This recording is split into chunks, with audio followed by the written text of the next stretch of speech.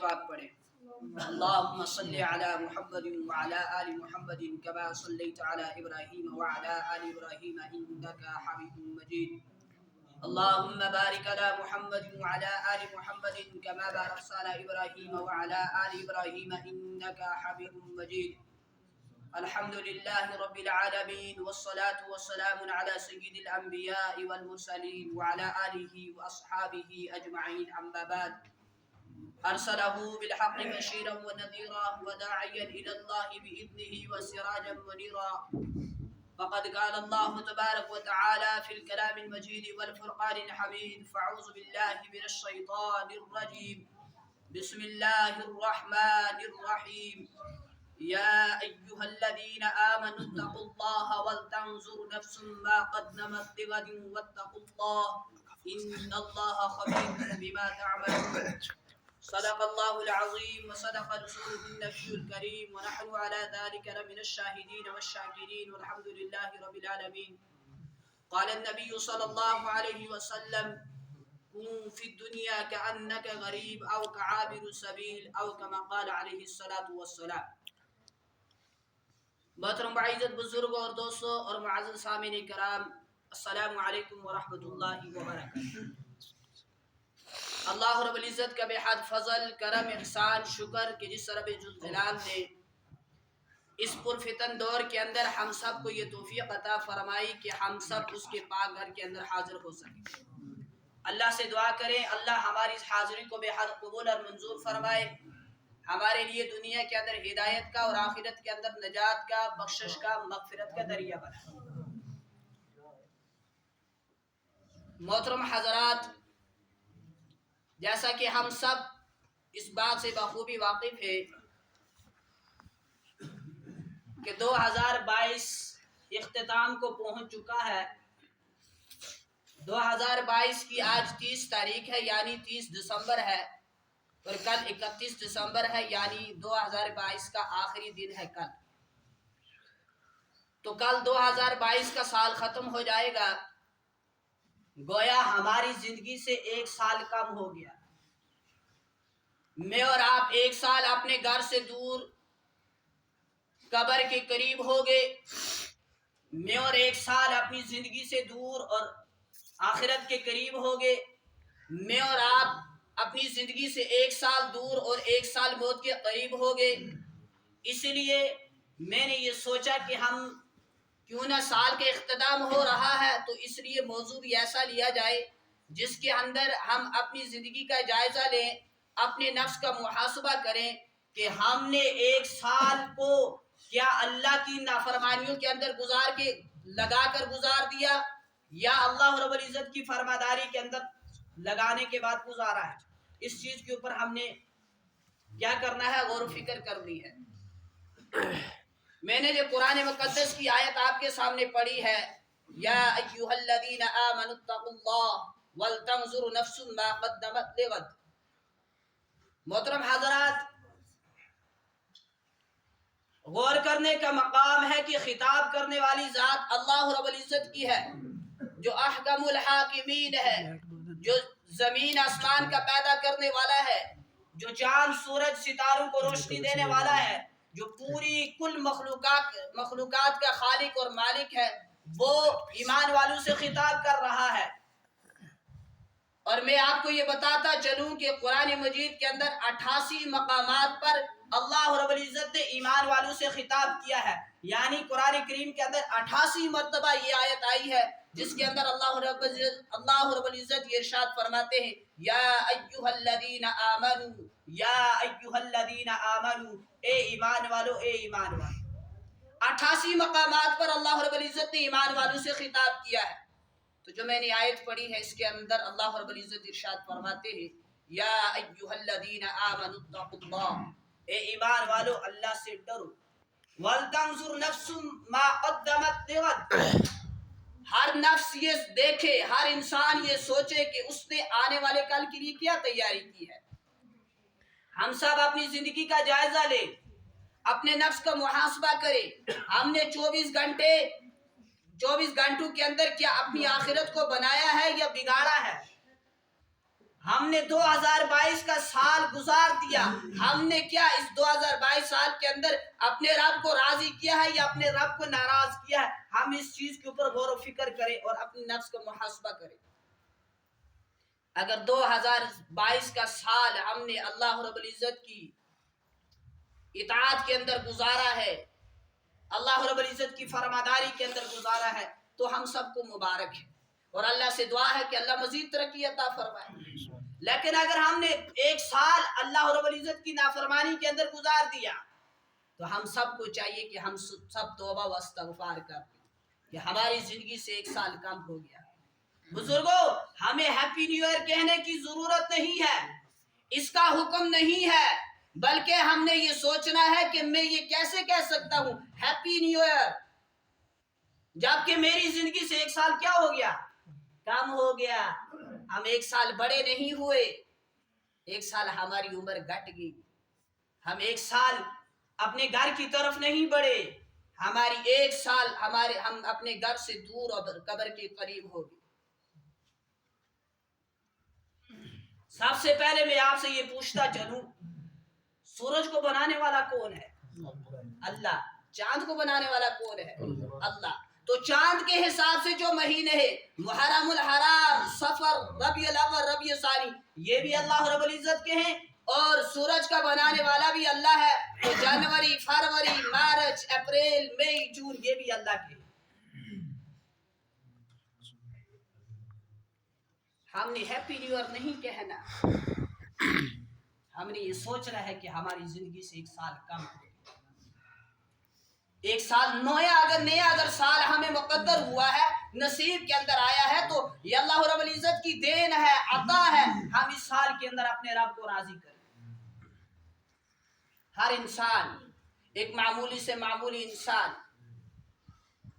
اس چیز کا جائزہ لے لیتا ہے کہ میری بھینس نے کتنا دودھ دیا، میں نے اس کے اوپر کتنا خرچ کیا۔ ایک فیکٹری چلانے والا بھی اس کے نفع نقصان کو نکال لیتا ہے، مجھے اس سے کتنا فائدہ آیا، کتنا نقصان ہوا۔ مدارس والے بھی پورے سال کا گوشوارہ بناتے ہیں، سال کے اندر کتنی امداد آئی، کتنی زکوٰۃ آئی، کتنا کتابوں کے اوپر خرچ ہوا، کتنا طلبہ کے اوپر خرچ ہوا، اور کتنا کھانے کے اوپر خرچ ہوا۔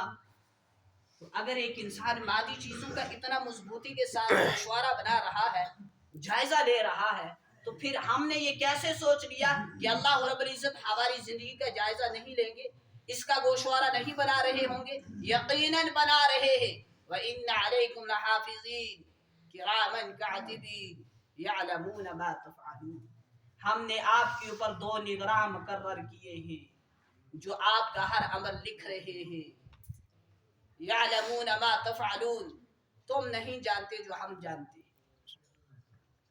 کرامن کاتبین، ہمارے کندھوں کے اوپر جو ہے یہ ہماری ہر عمل کو لکھ رہے ہیں، خواہ وہ اچھا ہو یا برا ہو، اور ہماری زندگی کا گوشوارہ بنا رہے ہیں۔ یہ پورا کا پورا گوشوارہ قیامت کے دن اللہ کے حضور پیش کیا جائے گا۔ پھر انسان کہے گا ما لہذا الکتاب لا یغادر صغیرۃ ولا کبیرۃ الا احصاها، ہائے ہائے اس کتاب کو کیا ہوا، اس نے تو کچھ نہ چھوڑا، چھوٹا بڑا سب کچھ لکھ دیا۔ اس لیے بزرگوں، ہماری زندگی کا گوشوارہ بن رہا ہے، کرامن کاتبین ہمارے اعمال نوٹ کر رہے ہیں، یہ گوشوارہ قیامت کے دن اللہ کے حضور پیش کیا جائے گا، اور جس کی نیکیاں زیادہ نکلی، جس کا نیکیوں والا پلڑا جھک گیا، وہ شخص کامیاب ہو گیا۔ اللہ حفاظت فرمائے، جس کی نیکیاں کم پڑ گئی وہ شخص ناکام ہو گیا۔ اللہ رب العزت نے بزرگوں یہ مختصر سی زندگی ہمیں عطا کی ہے، اس مختصر زندگی کے اندر ہم نے لامحدود زندگی کی تیاری کر دی۔ اب اندازہ لگائیں، اس معمولی سی زندگی کے خاطر ایک انسان صبح سے لے کر شام تک کام کرتا ہے، اوور ٹائم لگاتا ہے، کبھی کبھی تو رات بھی گزار دیتا ہے، اتنی محنت کرتا ہے اس تھوڑی سی زندگی کے لیے، اور پھر بھی ایک چیز ذہن کے اوپر سوار ہے، دنیا کی فکر ہے، دنیا کی طلب ہے۔ بزرگوں، ایک انسان ہر روز 50,000 روپے کی فکری کرتا ہو نا، ایک دن 1 روپے کا گھاٹا ہو جائے ایک روپے کا نقصان ہو جائے، نیند ختم، بھوک پیاس ختم، چین سکون ختم، دم گھٹنے لگتا ہے کہ میں ہر روز 50,000 کی بکری کرتا تھا، مجھے 1 روپے کا گھاٹا کیوں سے لگا اور کیوں لگا؟ آخرت کتنا بڑا نقصان، ہماری زندگی سے 1 سال چلا گیا، 2022 گزر گیا، ہمیں فکر نہیں ہے کہ ہم 1 سال موت کے قریب ہو گئے۔ اتنا بڑا نقصان ہے آخرت کا۔ نمازیں زندگی کے اندر سے جا رہی ہے، روزہ انسان چھوڑ رہا ہے، کسی کے اوپر اگر حج فرض ہے تو حج وہ چھوڑ رہا ہے، زکوٰۃ واجب ہے تو وہ ادا نہیں کرتا۔ اتنا بڑا نقصان ہو رہا ہے، ایک منٹ، ایک سیکنڈ انسان موت کے قریب ہو رہا ہے، اپنے گھر سے دور قبر کے قریب ہو رہا ہے، لیکن ہمیں ٹس سے مس نہیں ہے۔ اس دنیا کی ہرس کے اندر، اس دنیا کی مال دولت کے لالچ کے اندر انسان کے احساس اتنا ختم ہو چکا ہے کہ ایک انسان کی دکان مسجد کے ساتھ میں ہے، ایک دکاندار مسجد کے ہمسائے پر دکان کرتا ہے، 5 وقت مسجد سے اذان بھی سنتا ہے اور اپنی دکان سے دیکھتا ہے کہ نمازیوں کی رفتار آتی ہے جاتی ہے، مسجد کے اندر داخل ہوتے ہیں، لیکن اس کا احساس اتنا کم ہو چکا ہے، اس کی بیٹری اتنی لو ہو چکی ہے کہ اسے ایک مرتبہ احساس نہیں ہوتا کہ میرے اوپر بھی نماز فرض ہے، مجھے مرنے کے بعد اس دکان کا مال جو ہے، اس کا سودا جو ہے، اس کا نفع جو ہے وہ کام نہیں آنے والا، مجھے مرنے کے بعد نیک اعمال کام آئے، لیکن احساس تک نہیں ہے۔ یہ سارے لوگوں کو دیکھتا ہے، نمازیوں کو، وہ آتے ہیں نماز پڑھتے ہیں چلے جاتے ہیں، یہ صاحب دکان کھول کر اطمینان سے بیٹھے، احساس ختم ہے۔ اور ایسی غفلت والی زندگی، ایسی بے فکری زندگی مسلمان جی رہا ہے جیسے اس نے مرنا ہی نہیں، جیسے اسے پوچھ گچھ ہی نہیں ہونے والی قیامت کے دن۔ بزرگوں، ہمارے بڑوں کے اندر بھی آخرت کی بڑی فکر پائی جاتی تھی، حتیٰ کہ بادشاہوں تک کے اندر موت کی تیاری کے جذبے پائے جاتے تھے۔ میں ایک بادشاہ کا واقعہ آپ کو سنانا چاہتا ہوں۔ ایک بادشاہ گزرا ہے، محمد شاہ، مکران کا رہنے والا، بڑا ہی نیک بادشاہ تھا۔ یہ ایک مرتبہ شکار کرنے کے لیے نکلا اپنے سپاہیوں کے ساتھ، بادشاہ سلامت شکار کر رہے ہیں، اس کے سپاہیوں نے کیا کیا، دیکھا کہ ایک گائے ہے، وہ تھی ایک بوڑھیا کی، ایک غریب عورت تھی، اس کو پکڑا، اس کو ذبح کیا، ذبح کرنے کے بعد اس کا گوشت بھوندا اور کھا لیا۔ جب عورت کو پتہ چلا، عورت نے ان سپاہیوں سے کہا کہ میرا خرچہ ہی اسی کے اوپر ہوتا تھا، تمام دار و مدار اسی گائے کے اوپر تھا، لہٰذا تم نے کھا لیا ہے گوشت تو اب اس کی قیمت ہی ادا کر دو۔ سپاہیوں نے دینے سے انکار کر دیا، ہم اس کی قیمت ادا نہیں کریں گے۔ اس نے آ کر ایک عالم صاحب سے پوچھا کہ میرا دار مدار ہی اسی گائے کے اوپر تھا، انہوں نے وہ کھا لی ہے، اب مجھے قیمت بھی ادا نہیں کرتے کہ میں نئی گائے خرید لوں۔ عالم صاحب نے کہا کہ آپ ڈائریکٹ بادشاہ سے بات کریں، وہ بڑا نیک ہے۔ وہ بوڑھی کہنے لگی، عورت کہنے لگی، اس کے سپاہی مجھے بادشاہ تک جانے نہیں دیتے، کچھ اور بتائیں میں کیا کروں۔ عالم صاحب نے کہا کہ کل یا پرسوں بادشاہ نے لوٹ کر اپنے گھر جانا ہے، تو جب بادشاہ واپس جاتا ہے تو درمیان میں ایک دریا آتا ہے، اس کے گھر کے درمیان میں ایک دریا رستے میں آتا ہے، اس دریا کے اوپر ایک پل بنا ہوا ہے، تو یقیناً وہ بادشاہ اس پل ہی سے گزرے گا، تو آپ کیا کرنا، آپ پل پر پہنچ جانا اور بادشاہ کی سواری پل پر روک لینا، اور اس کے بعد اس کو بتانا اور اس سے کہنا کہ میرے تیرے درمیان ایک معاملہ ہے، بادشاہ بتا اس پل پر حل کرنا چاہتا ہے یا پل صراط پر حل کرنا چاہتا ہے۔ دوسرے تیسرے دن بادشاہ کا جب قافلہ واپس گیا، بادشاہ واپس جانے لگا، عورت پہلے سے انتظار میں بیٹھی ہے، بادشاہ کی سواری این پل کے درمیان پر پہنچی تو اس عورت نے روک لی۔ اب بادشاہ کی سواری روکنا کوئی عام بات تو ہے نہیں، بادشاہ نے کہا بوڑھی مائی آپ نے میری سواری کو کیوں روکا؟ عورت کہنے لگی بادشاہ سلامت، میرے اور آپ کے درمیان میں ایک معاملہ ہے، آپ یہ بتائیں اس پل پر حل کریں گے یا پل صراط کے اوپر حل کرنا چاہیں گے؟ جو ہی پل صراط کا لفظ سنا بادشاہ نے اس عورت کی زبان سے، کتاب کے اندر ابھی میں پڑھ کر آ رہا ہوں، اپنی سواری سے نیچے اترا، آنکھوں سے آنسو جاری ہو گئے، فوراً बादशाह को डर पैदा हो गया। बादशाह सवारी से नीचे उतरा और उसके बाद कहा, माँ मैं आपकी पगड़ी आपके पाँव में रखने के लिए तैयार हूं, मुझे बताएं आपको मेरी तरफ से तकलीफ क्या पहुंची है। बादशाह, उन बादशाहों को बड़ा डर था, वो पुलसरात का नाम सुनते थे कांप जाते थे, आंसू जारी हुआ करते थे। कल परसों की बात है, एक जगह, मैं जगह का नाम नहीं लूंगा, एक जगह हम थे तो हमने कहा ये जो आग जल रही है ना, ये आग उस जहन्नम से 70 मर्तबा पनाह मांग रही है। तो सुनने वाले हंस रहे थे। हमने कहा अफसोस है आप पर, सहाबा जहन्नम का नाम सुनकर रोते थे, हत्ता कि उन लोगों को जन्नत की बशारतें हुआ करती थी। तुमने नाम सुना, तुम्हारी जुबान के ऊपर मुस्कुराहट आई, अफसोस नहीं हो रहा, आपको जहन्नम से डर ही नहीं लगता, आपको कोई फिक्र ही नहीं है। तो खैर बादशाह ने जब सुना तो अपनी सवारी से नीचे उतरा, कहा अम्मा जान मैं अपनी पगड़ी आपके पाँव के अंदर रखने के लिए तैयार हूँ, आप मुझे बताएं मेरी तरफ से आपको क्या तकलीफ पहुंची है, आप मुझे बोले। उसने कहा कि यही बात कही कि आपके सिपाहियों ने क्या किया, मेरी गाय को पकड़ा, उसे ज़बह कर लिया, उसे खा लिया है, मैंने उनसे कीमत मांगी है, उन्होंने अदा न की। बुजुर्गों, लिखा है किताब के अंदर, बादशाह सलामत ने 70 गायों की कीमत के बराबर उसे रकम दी, कीमत दी, और उसके बाद उससे माफी मांगी, उसको राजी कर लिया। कहा कि मैं क़यामत के दिन पुल सरात के ऊपर किसी भी मामले के झगड़े के अंदर क्या करता, उस झगड़े को, उस मामले को हल करने के लिए इस काबिल नहीं। बेहतर है आप यहीं से, यहीं इस दुनिया के ऊपर, इसी पुल के ऊपर 70 गायों के बराबर, जिससे 70 गाय खरीदे जा सकती थी, इतनी कीमत दी उस औरत को और उसे राजी किया, उसे माफी मांगी। इतनी फिक्र मुझे और आपको है आखिरत की, इतना डर है पुलसरात के बारे में कि उससे भी गुजरना है, कि मरने के बाद दोबारा उठना है, इस बारे में फिक्र है आपको। ईमान तो है इंशाअल्लाह हम मरेंगे, मरने के बाद दोबारा उठाए जाएंगे, लेकिन फिक्र नहीं है। हर इंसान दुनिया के पीछे दौड़ रहा है, मुझे शोहरत हासिल हो, मेरी एक फैक्ट्री है दुगनी होनी चाहिए, मैंने एक गाड़ी खरीदी है दूसरी होनी चाहिए, मेरा एक बंगला है दूसरा होना चाहिए। हर एक को देखो दुनिया की तलब है, मुझे पैसा ज्यादा हो, मेरी दौलत ज्यादा हो, मेरा घर दोबारा दूसरा बन जाए, मेरा बंगला दूसरा बन जाए, मेरी दूसरी गाड़ी आ जाए। हत्ता कि मुख्तसर जिंदगी इसके लिए इतनी तैयारी कर रहा है जो क्या है अन करीब खत्म हो जाने वाली है, जो आखिरत है, जो दायमी है, उसके बारे में फिक्र ही नहीं मुसलमान।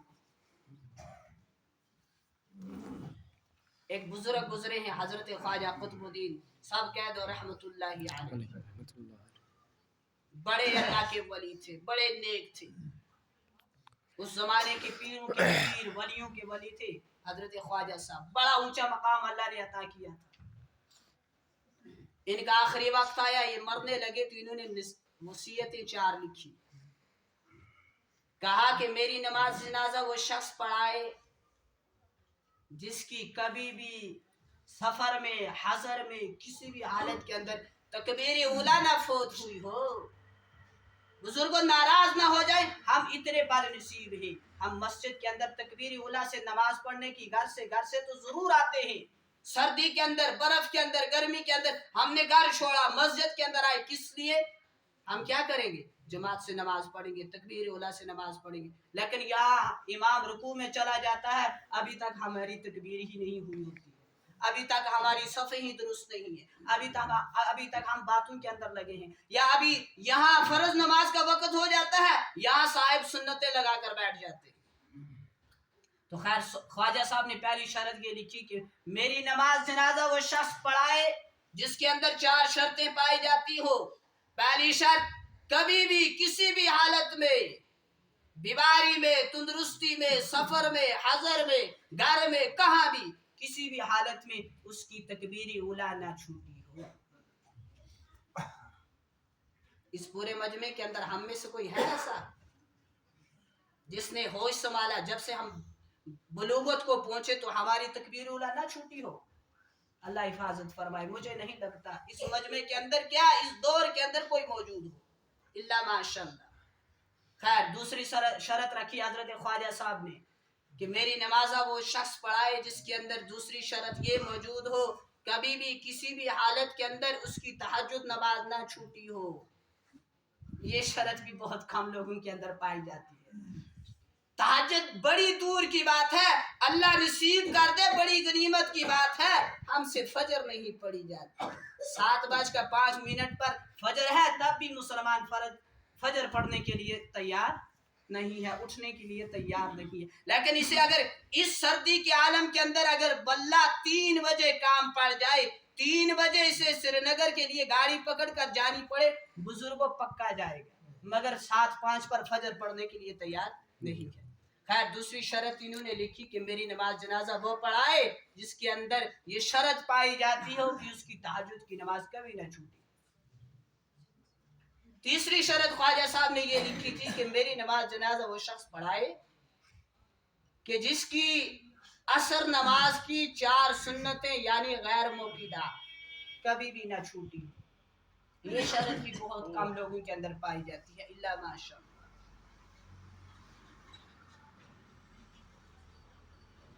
اور چوتھی شرط حضرت خواجہ صاحب نے یہ رکھی تھی کہ میری نماز جنازہ وہ شخص پڑھائے جس کے اندر یہ شرط پائی جاتی ہو اس کی نگاہ کبھی بھی کسی غیر محرم عورت کے اوپر نہ پڑی ہو. یہ شرط بھی بہت کم لوگوں کے اندر پائی جاتی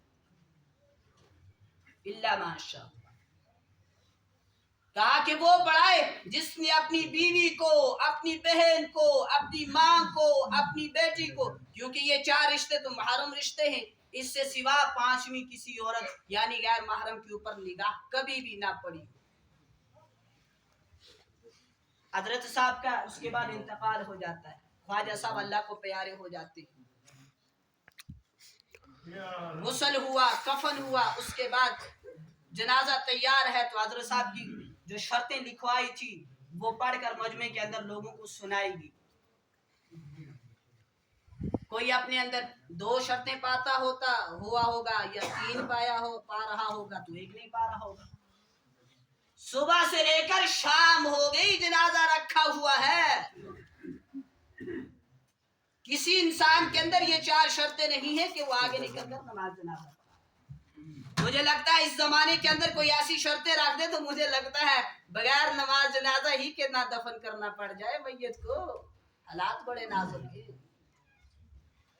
صبح سے لے کر شام ہو گئی, کوئی جنازہ پڑھانے کے لیے تیار نہیں. جب سارے لوگ تھک کے ہار گئے, صبح سے لے کر شام ہو گئی, پریشان ہے, تو ایک شخص صف سے آگے نکلا, جنازے کے پاس گیا اور جانے کے بعد میت کے چہرے سے کپڑا ہٹایا, کفن ہٹایا. اس کے بعد کہا خواجہ آپ تو مر گئے لیکن میرا راز فاش کر. اس کے بعد لوگوں کی طرف متوجہ ہوا, کہا کہ لوگوں سن لو, میں اپنے اندر انشاءاللہ یہ 4 شرطیں پا رہا ہوں.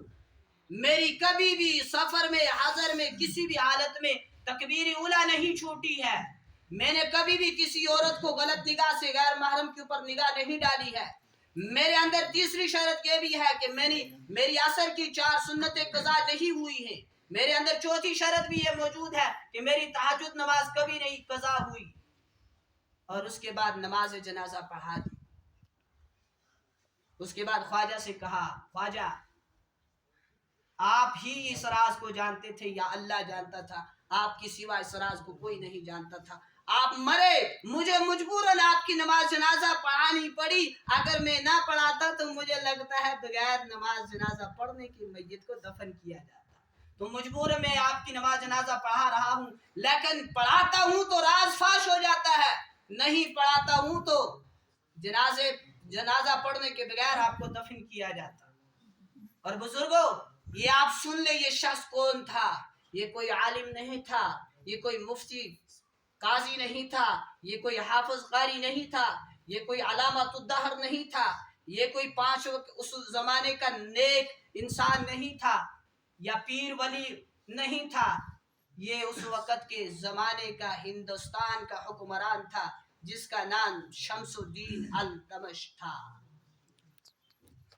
یہ اس زمانے کا ہندوستان کا بادشاہ تھا، حکمران تھا، وہ بادشاہ تھا بزرگوں جو تخت شاہی کے اوپر بیٹھتا تھا، اس کے باوجود اس نے ان 4 شرطوں کو نہیں چھوڑا، اس کے باوجود تخت شاہی کے اوپر بیٹھنے کے بعد بھی اس نے اللہ کو نہیں بلایا، تخت شاہی کے اوپر بیٹھنے کے بعد بھی بوریہ نشین لوگوں کو جو بوریوں کے اوپر مسلوں کے اوپر تہجد پڑھتے ہیں، نمازیں پڑھتے ہیں، نیک ہیں، صلح ہیں، ان کو پیچھے چھوڑ دیا۔ ایسے ویسے بادشاہ بھی گزرے ہیں اس دھرتی کے اوپر جو تخت نشین ہونے کے بعد بھی اللہ کو نہیں بولا کرتے تھے۔ ہمیں کچھ تھوڑی سی نعمت مل جائے نا، انسان شکر کرنے کے بجائے کہتا ہے میں تھا اس قابل کہ مجھے یہ نعمت ملی، یہ نعمت تو مجھے اس وجہ سے ملی کہ میں انٹیلیجنٹ زیادہ تھا، میں قابل زیادہ تھا، اس وجہ سے مجھے نعمت ملی۔ حالانکہ اس بات سے بے خبر ہو جاتا ہے جو دینا جانتا ہے وہ چھیننا بھی جانتا ہے۔ اگر اللہ دے سکتا ہے تو یقیناً چھین بھی سکتا ہے۔ اس لیے بزرگوں ہم اپنی زندگی کا اکثر حصہ گزار چکے ہیں۔ کوئی 80 سال کو پہنچ گیا، کوئی سینچری کراس کر گیا، کوئی 90 کو پہنچ گیا، کوئی 60 پہنچ گیا، اکثر حصہ ہم نے گزار دیا ہے، تھوڑا سا حصہ باقی ہے، اس کو اللہ رسول کے نام لگا دیں۔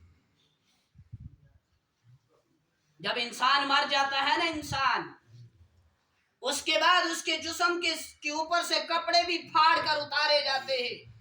اگر اس نے ہاتھ کے اندر بازو کے اندر گڑی پہنی ہے تو گڑی بھی یقیناً اتار لی جاتی ہے، اس نے آنکھوں کے اوپر چشمے لگائے تھے تو چشمہ بھی یقیناً اتار لیا جاتا ہے۔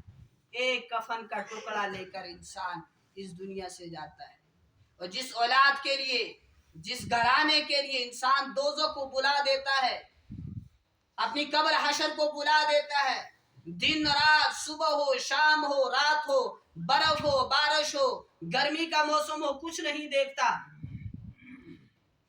وہی اولاد اپنے ہاتھوں سے مٹی کے نیچے دفن کرنے کے بعد بھول جاتی ہے، وہی اولاد منو کے حساب سے اپنے ہاتھوں کے ساتھ اٹھا کر مٹی ڈالتی ہے، اس کے بعد بھول جاتی ہے۔ پھر کبھی کبھی ایسا ہوتا ہے پوتے باپ سے پوچھتے ہیں ابا جان استے دادے دی قبر کت ہے؟ باپ کہتا ہے بیٹا یہیں کہیں ہے، مل جائے ورنہ مجھے بھی نہیں پتا کہاں ہے۔ ابا جان بتائیں دادا کی قبر کہاں ہے؟ قبرستان تو چورو معلوم ہے دچی کے اندر ایک یا وہیں ہوگی فار ایگزامپل، لیکن ابا جان بتائیں دادا کی قبر کہاں ہے؟ بابا کہتا ہے بچہ اس سینٹر میں جی نالی استے بندے یا پشتے ادری کرے اسے وہ بھی بول گی دیا ہے۔ یہ دنیا ہے بزرگوں، اس دنیا نے آج تک کسی سے وفا نہیں کی، یہ بڑی بے وفا ہے۔ تو دنیا کی مختصر زندگی ہے، اس مختصر زندگی کو اللہ رب العزت نے ہمیں اس لیے دیا ہے کہ ہم لامحدود زندگی، آخرت کی زندگی جو دائمی ہے، جو کبھی نہیں ختم ہوگی، اس کی تیاری کر لیں۔ خیر میں نے یہ فکر آخرت کے بارے میں، محاسبہ نفس کے بارے میں موضوع اس لیے لے کر آپ کے سامنے آیا تھا کہ ہماری زندگی سے 2022 کا سال ختم، ہم ایک سال اپنے گھر سے دور، قبر کے قریب، زندگی سے دور، موت کے قریب، اور دنیا سے دور آخرت کے قریب ہو گئے۔ اور ایک اور ریکویسٹ کر جاؤں میں ان سوشل میڈیا یوز کرنے والوں سے، بزرگوں کسی کو بھی ہیپی نیو ایئر نہ کہیں، ہماری زندگی سے ایک سال کم ہو گیا، ہم موت کے قریب چلے گئے، ہم کیسے کہتے ہیں کہ ہیپی نیو ایئر؟ حتیٰ کہ جو ہمارا اسلامک سال ہے محرم الحرام سے شروع ہوتا ہے، اس کے بارے میں بھی اجازت نہیں ہے کہ ہم کہیں نیا سال مبارک ہو، اس کے بارے میں کیسے اجازت ہے؟ اور دوسری چیز آپ دیکھتے ہوں گے جو لوگ سوشل میڈیا کے ذریعے سے اس کے ساتھ وابستہ ہیں، جب جمعہ کا دن ہوتا ہے پورا سوشل میڈیا بھرا پڑا ہے جمعہ مبارک جمعہ مبارک جمعہ مبارک۔ یہ کہاں سے ثابت ہے؟ کوئی ایک انسان اٹھ کر کھڑا ہو کر مجھے اس چیز کا پروف دے دے، اس کی دلیل دے دے کہ کسی صحابی نے، ابو بکر نے عمر سے کہا تھا جمعہ مبارک، عثمان نے علی سے کہا تھا جمعہ مبارک، یا کسی نبی سے کہا تھا جمعہ مبارک۔ یہ من گڑت باتیں ہیں جو ہمارے اندر اس وقت معاشرے کے اندر پھیلتی چلی جا رہی ہیں۔ بدعتوں کو ہم نے پکڑ لیا، اصل دین کی باتیں جو تھی ان کو چھوڑ دیا۔ آپ کو دین پھیلانے کے اتنا ہی شوق ہے تو جمعہ کے دن لوگوں سے کہو نا سوشل میڈیا کے ذریعے سے کہ جمعہ کے دن یہ اعمال کیے جاتے ہیں.